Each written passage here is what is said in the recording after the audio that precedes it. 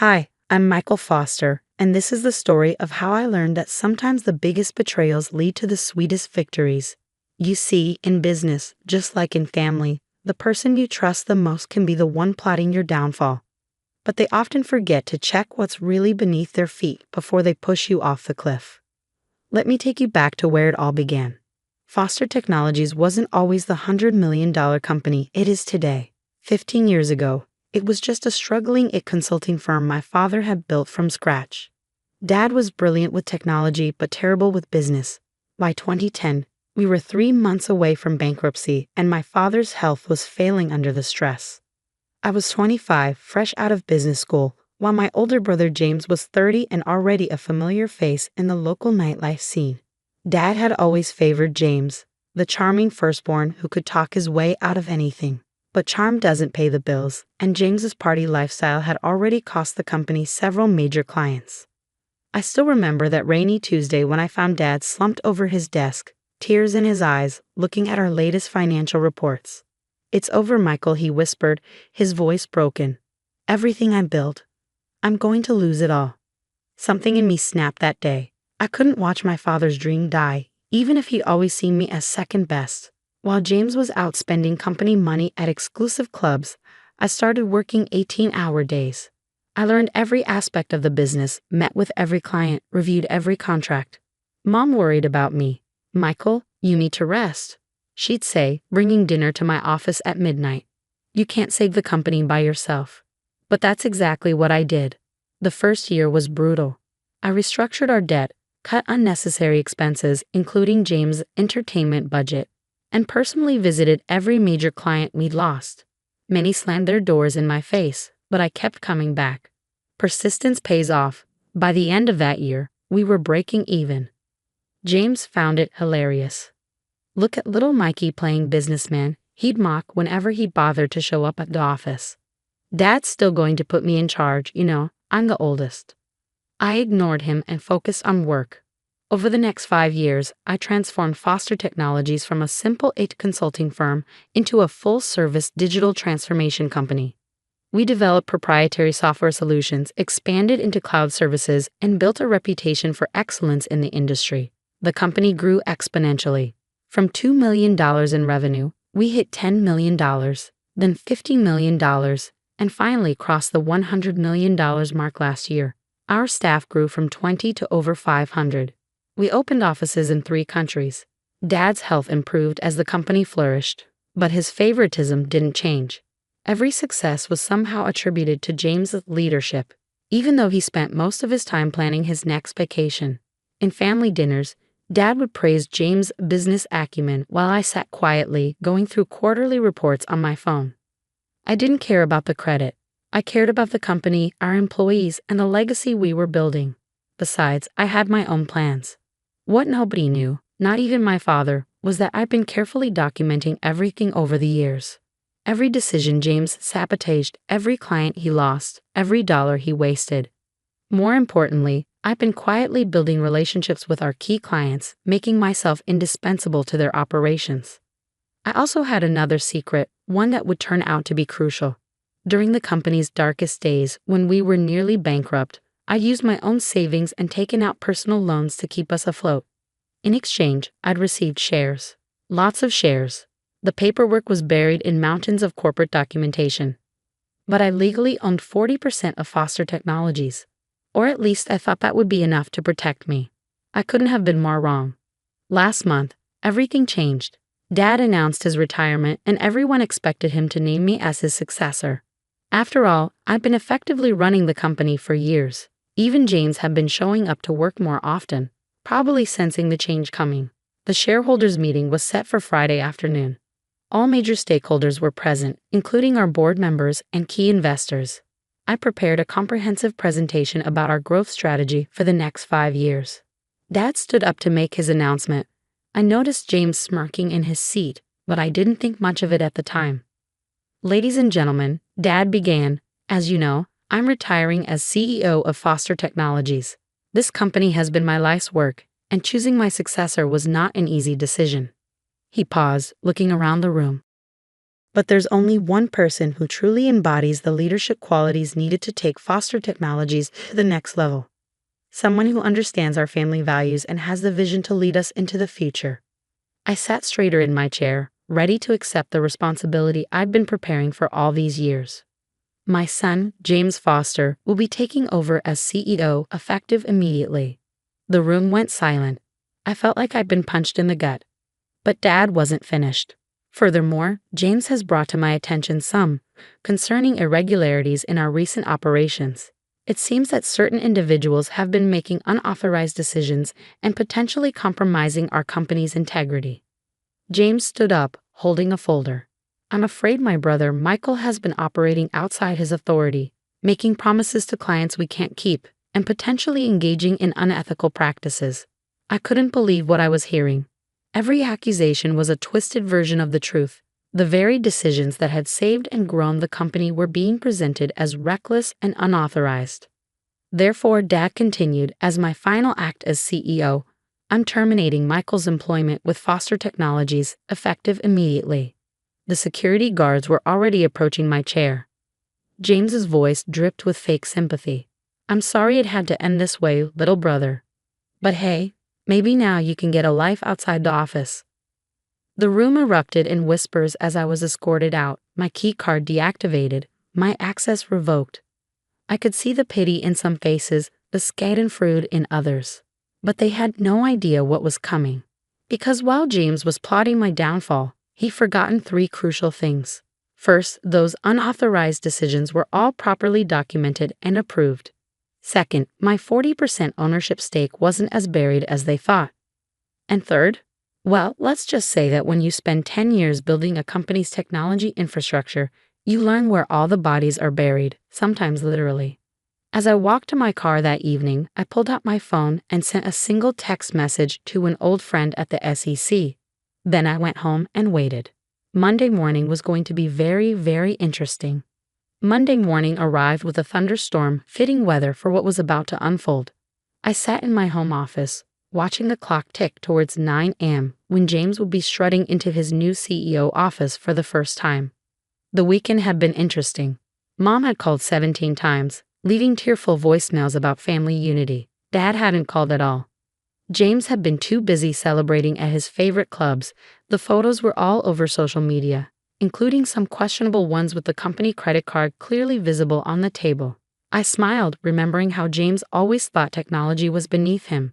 That's geek stuff, he'd say, refusing to learn even basic cybersecurity protocols. Well, that arrogance was about to cost him dearly.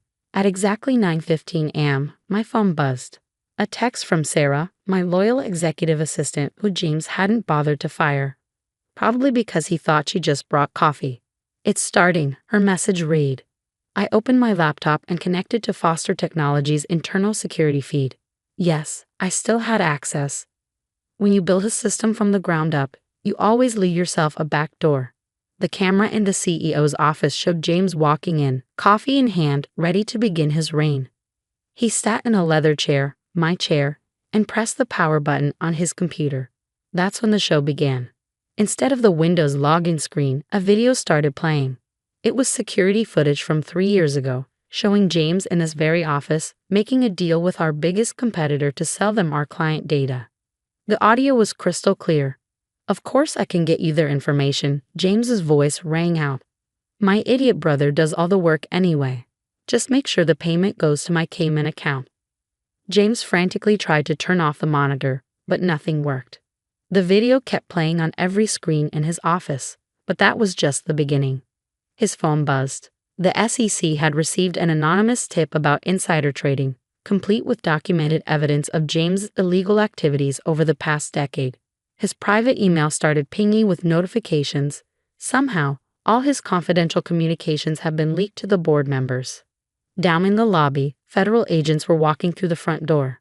I watched through the security feed as James's face turned from confusion to panic. He tried calling Dad, but Dad's phone was busy, probably because he was getting his own set of revelations about his beloved firstborn's activities.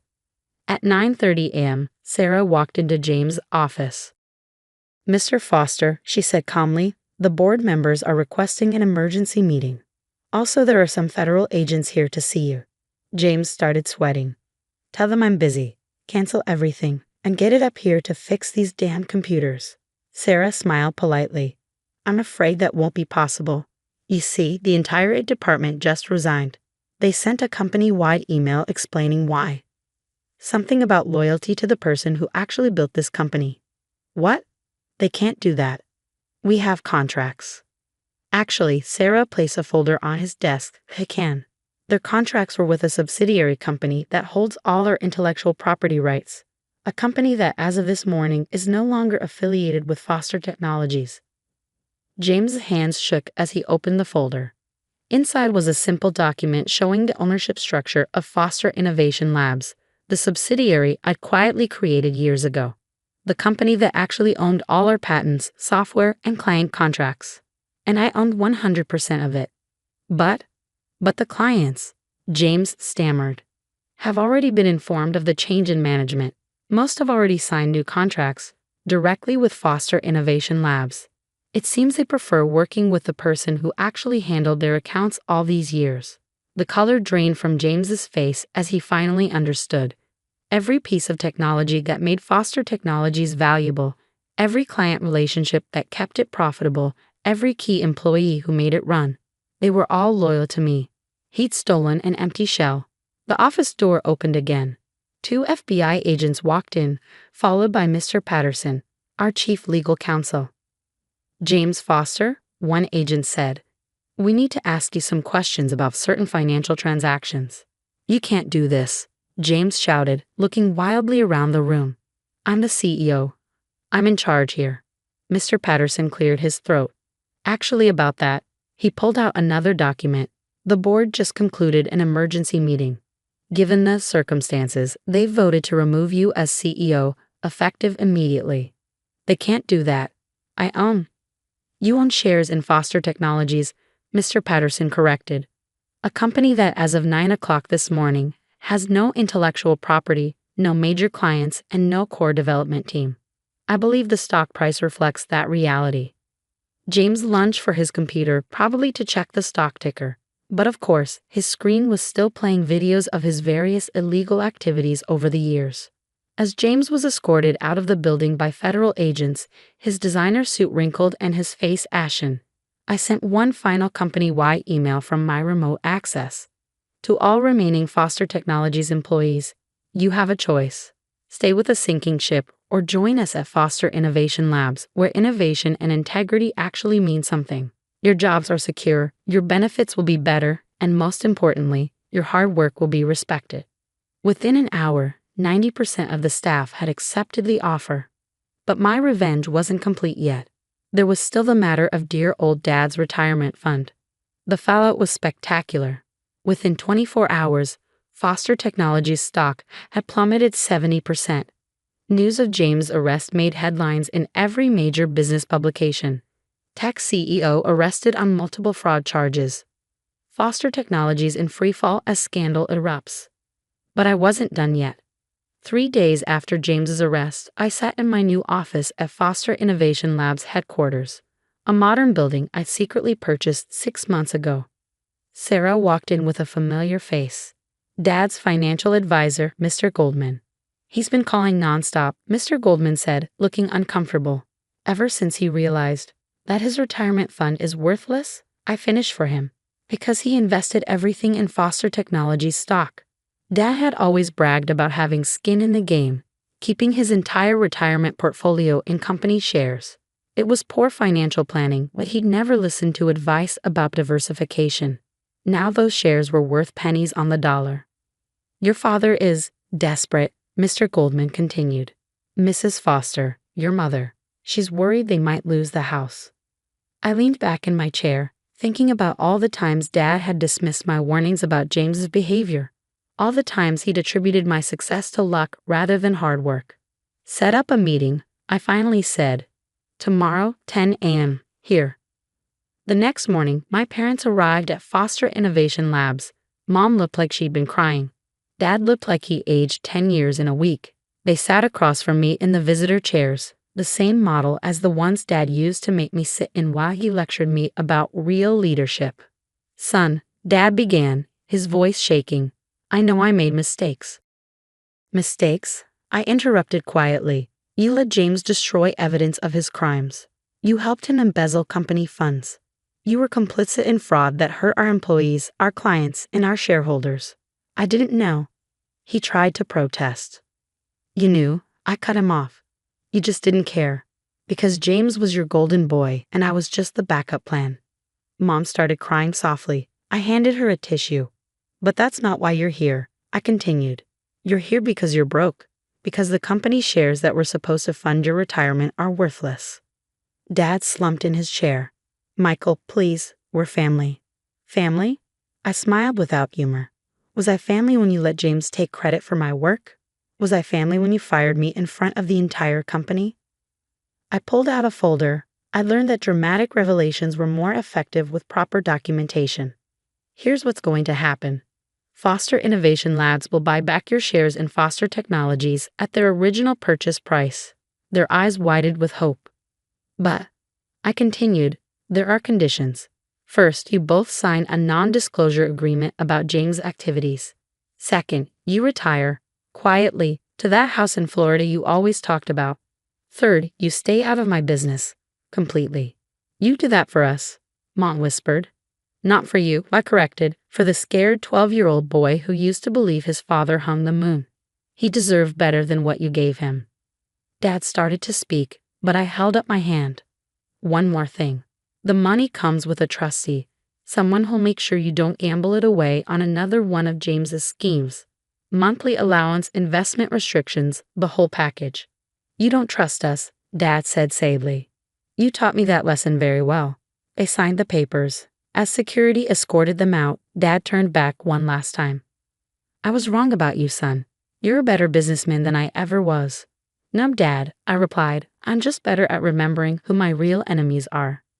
5 years have passed since then. Foster Innovation Labs is now a billion-dollar company known for its cutting-edge technology and ethical business practices. James served 2 years in prison and now works as a bartender in Vegas. Dad and Mom live quietly in Florida, sending occasional postcards that I never answer. Last week, I received an invitation to speak at my old business school. The topic? The importance of integrity in family business. I accepted with a smile. After all, I have quite a story to tell.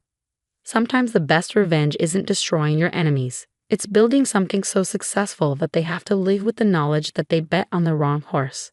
And as for those who wonder how the quiet one, the careful one, the backup plan pulled off such a complete victory, well, let's just say that while the peacocks are busy showing off their feathers, the eagles are watching, waiting, and planning their next move.